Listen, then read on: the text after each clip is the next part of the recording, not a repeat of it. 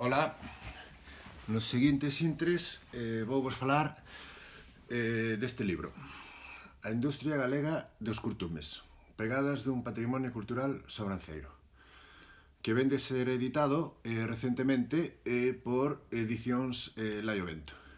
Eu son Claudio Otero Iriz e son autor do libro. Vou vos ler o primeiro parágrafo do libro, o do limiar, que reflicte bastante ben tanto o obxecto do libro como as principais motivacións que me levaron a escribilo. A Catedral de Santiago de Compostela, unha igrexa románica da Ribeira Sacra, o Pazo de Oca ou o Castelo Soutomaior son percibidos pola ciudadanía como expresións culturais dun pobo que se deben protexer, ao seren manifestacións do patrimonio relixioso, señorial e militar, respectivamente. Ora ben, resulta pouco probável que esta percepción cidadá se estenda aos edificios industriais ruinosos, ou mesmo aqueles que se atopen rehabilitados.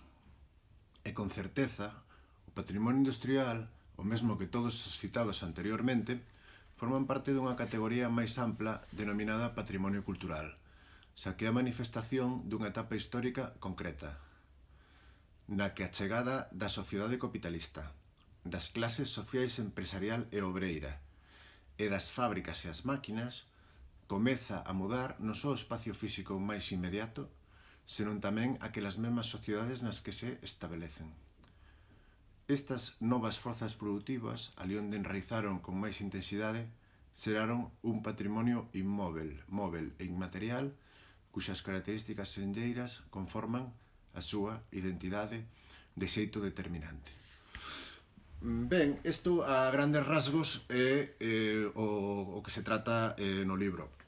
O libro está precedido por unha investigación que tuvo formato de tese de doutoramento, que foi defendida con éxito na Universidade de Santiago de Compostela, e a parte, digamos, dos tres clases de patrimonio aos que xa non me referín, a memoria do traballo, a tecnoloxía e os edificios industriais,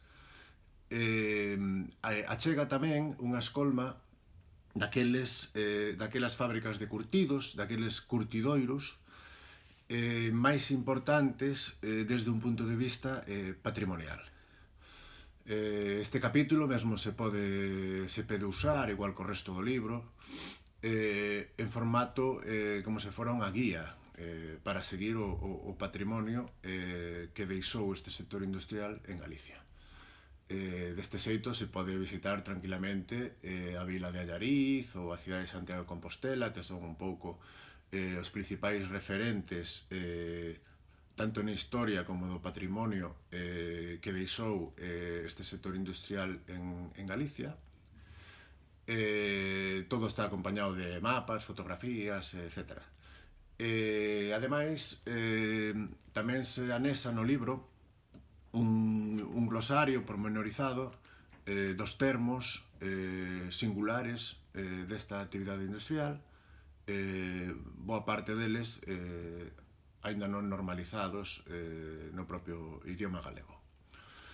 Entón, pois nada, simplemente agardo que vos guste o libro e unha aperta.